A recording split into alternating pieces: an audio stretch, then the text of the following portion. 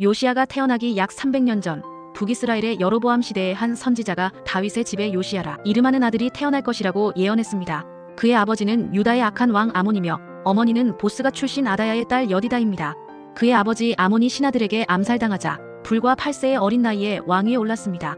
그는 조상 다윗 왕이 걸었던 길을 걸으며 하나님 보시기에 정직하게 행하고 좌로나 우로나 치우치지 않았습니다.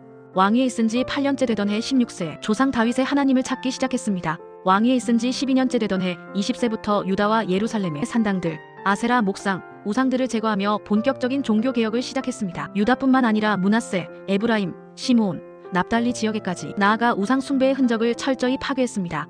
베델에 있던 여로보암의 제단을 헐고 불살라 예전에 선지자가 예언했던 대로 그 제단을 부정하게 만들었습니다.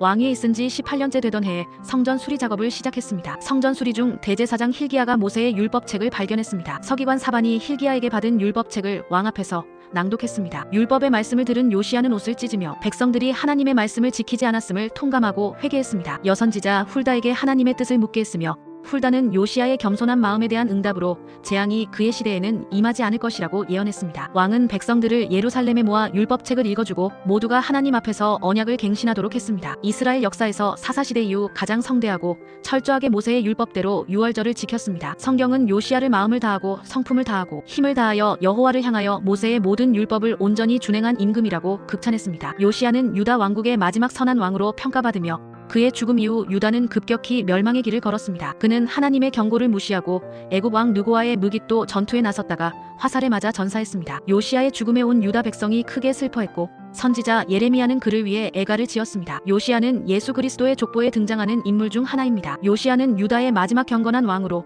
율법을 회복하고 종교개혁을 이끌며 하나님의 뜻을 구한 모범적인 인물입니다. 요시야 왕을 통하는 배우는 교훈은 무엇일까요? 1. 어린 나이에도 하나님을 찾을 수 있다. 요시야는 8세에 왕이 되었고 16세에 하나님을 찾기 시작했습니다. 나이와 상관없이 하나님을 향한 믿음의 길을 시작할 수 있음을 보여줍니다. 2. 죄와 우상 숭배는 철저히 제거해야 한다. 그는 바알, 아세라, 태양상을 부수고 산당을 헐어냈습니다. 신앙생활에서 죄와 타협하지 않고 철저히 뿌리 뽑는 결단이 필요함을 가르쳐줍니다. 3. 하나님의 말씀은 삶을 변화시킨다. 성전에서 율법책이 발견되자 요시야는 옷을 찢으며 회개했습니다. 4. 회개와 겸손은 하나님의 긍휼을 부른다. 요시야는 하나님의 심판의 말씀 앞에서 겸손히 엎드렸습니다. 하나님은 그의 마음을 보시고 그의 시대에 평안을 약속하셨습니다. 5. 예배와 언약 회복이 공동체를 살린다. 요시야는 백성과 함께 언약을 새롭게 하고 가장 위대한 유월절을 지켰습니다. 올바른 예배와 하나님과의 관계 회복은 개인뿐 아니라 공동체 전체를 새롭게 합니다.